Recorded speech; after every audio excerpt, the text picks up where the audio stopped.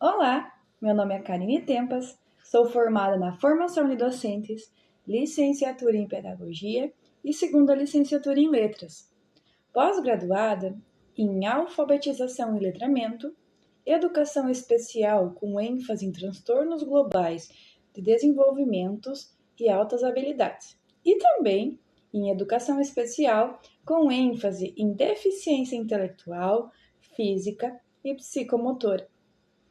Atuo como professora na educação infantil no período matutino e também como professora regente nas disciplinas de arte e educação física no período vespertino na rede municipal de ensino no município de Missal. Neste vídeo, vou apresentar o meu plano de aula para a formação de docentes, com o respectivo tema Práticas de Docências Orientada, certo? Olá, alunos! Tudo bem com vocês? Hoje vamos iniciar a nossa aula com a chamada. Então, agora seria o espaço que eu iria fazer a chamada de todos os alunos, né? Que bom que estão todos presentes. Lembre-se que é muito importante a frequência escolar, pois ela contribui significativamente no processo de ensino-aprendizagem. Em seguida, peguem os seus cadernos, queridos alunos, nosso caderno de prática de estágio. Logo em seguida, podem colocar a data de hoje. Logo abaixo, vamos escrever o título da nossa aula, ou seja, o conteúdo que vamos iniciar hoje. E hoje vamos trabalhar sobre a prática de docência orientada. Ou seja, vamos estudar como fazer um plano de aula para depois a gente aplicar para os nossos alunos nas salas de aula, nos anos iniciais, certo? Agora uma pergunta para vocês.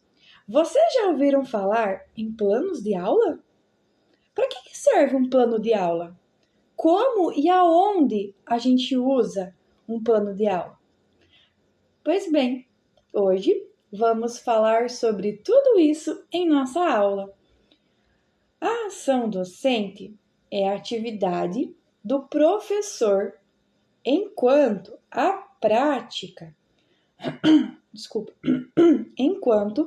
prática pedagógica é uma atividade planejada, que inclui a participação ativa e as competências do aluno no processo de aprendizagem. Tá? A prática pedagógica, então, vai ser a união da teoria com a prática, né? No exercício de ensinar, aprender o conhecimento, certo? A prática pedagógica, então, elas podem acontecer tanto dentro da sala de aula como fora da sala de aula, né? A prática docente, então, ela deve ser adaptativa, centrada no aluno e orientada para as diversidades, tá bem? Os professores, eles desempenham um papel fundamental na promoção de um ambiente de aprendizagem enriquecedor, que ele seja também, além disso, estimulante e inclusivo, certo? Onde cada aluno, diferente das suas dificuldades, eles consigam todos alcançar o seu pleno potencial, o seu pleno objetivo, certo? O plano de aula, ele consiste nos métodos escolhidos pelo professor perante os objetivos da aula para orientar a aprendizagem do aluno. Utilizamos as metodologias para direcionarmos e alcançarmos alguns objetivos, podendo então dizer que metodologia é o modo pelo qual se dá o processo de ensino-aprendizagem. E agora eu pergunto para vocês, alunos, e por que essa metodologia ela é importante? Então, queridos alunos, essa metodologia ela é importante, pois são elas que entregam estratégias, técnicas e atividades voltadas para a sala de aula, para que possamos, a partir delas, se apropriar do conhecimento. A escolha dessa metodologia é que irá guiar o professor. Como vocês podem perceber, não só eu, mas como também todos os professores que vêm dar aula a vocês, sempre estão acompanhados do diário de classe. E vocês sabem o que é um diário de classe? Diário de classe é onde o plano de aula a ser trabalhado está desenvolvido e relatado. Porém, tem maneiras diferentes de se aplicar essa aula, maneiras diferentes de se trabalhar, certo? Formas diferentes de expor a aula. Alguns exemplos são os métodos tradicionais, onde o educador é a figura central do ensino-aprendizagem, certo? Onde não há protagonismo do aluno, ou seja, ele é um mero espectador, né?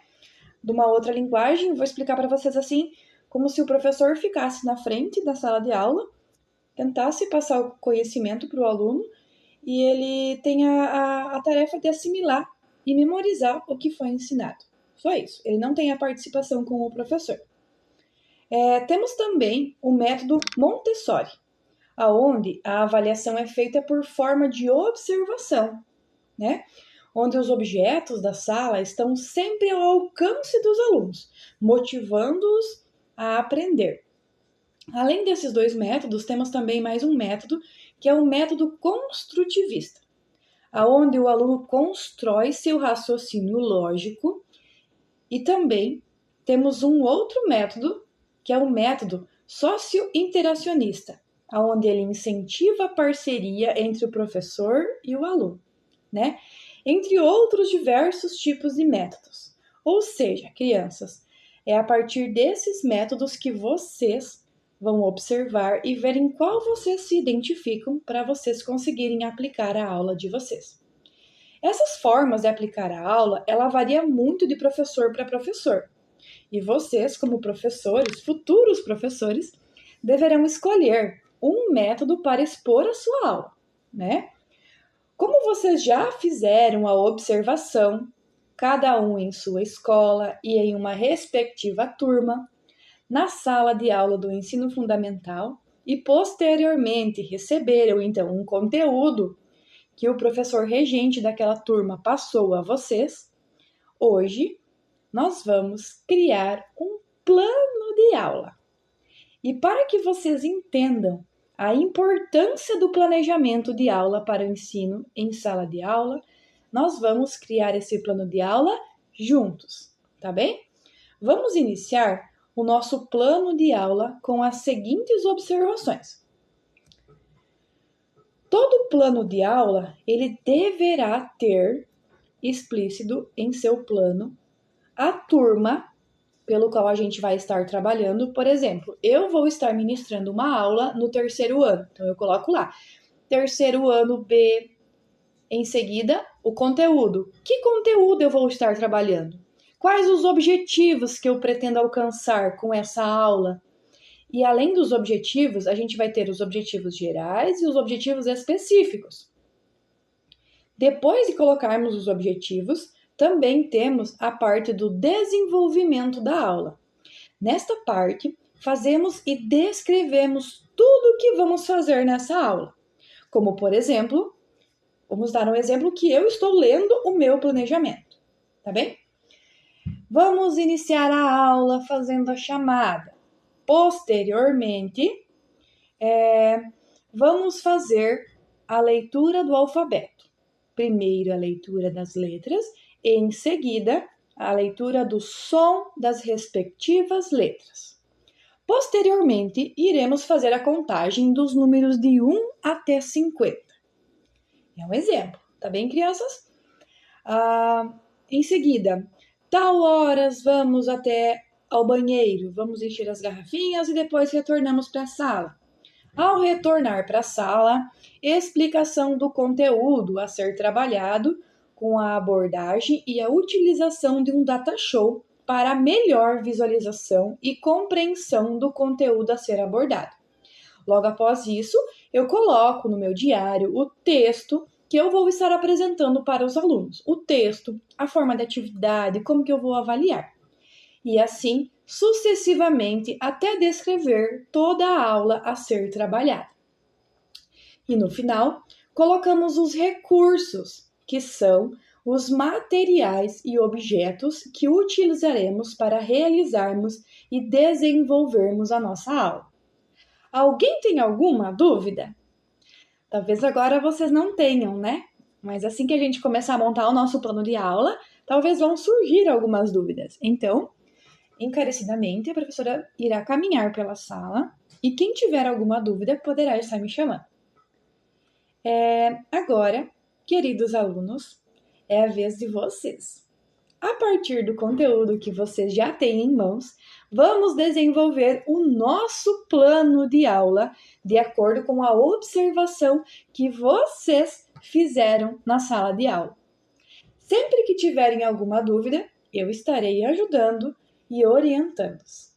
Lembrando que se não conseguir terminar o plano de aula nesta aula, vocês podem estar levando o diário de vocês para casa e posteriormente trazerem na próxima aula para que eu possa avaliá-lo e ler para ver se tem algo a mais que eu posso estar acrescentando ou que a gente pode estar mudando.